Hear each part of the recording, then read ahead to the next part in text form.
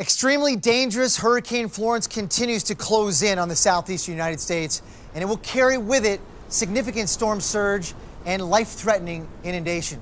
Let's look at these maps, for example, created by the National Hurricane Center to give us almost a block-by-block assessment of how much water rise you can expect above normally dry ground.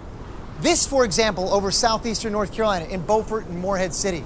These are some locations that we think will get significant storm surge. Now, these areas shaded in yellow and orange can expect water rises of 6, maybe even 9 feet. That's going to flood many of these locations downtown. But it's more than that, because this is not just going to be a coastal phenomenon.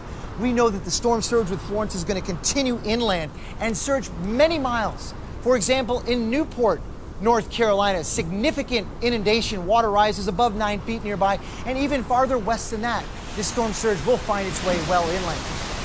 So let's now have a look at what that might be like. For example, we know Florence is going to bring 1 to 3 feet of inundation across many locations. That certainly is enough to knock you off your feet. It can definitely stall cars out and even carry cars away, and certainly flood many of the lower levels of structures. But we know Florence is also going to bring water rises well above that, perhaps up to 6 feet. Now, 6 feet of water, imagine that.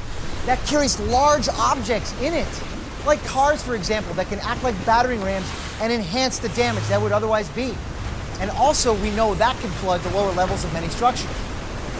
We also know that Florence is going to carry with it likely storm surge well above that, perhaps 9, 10 feet, maybe more. That will totally cover up one-story buildings and structures, leaving them underwater, and certainly pose a risk to many. There are very few places that are safe when the water rises this high. So please, follow the advice of your local officials and heed the evacuation warnings, and of course, stay updated on all the latest forecasts.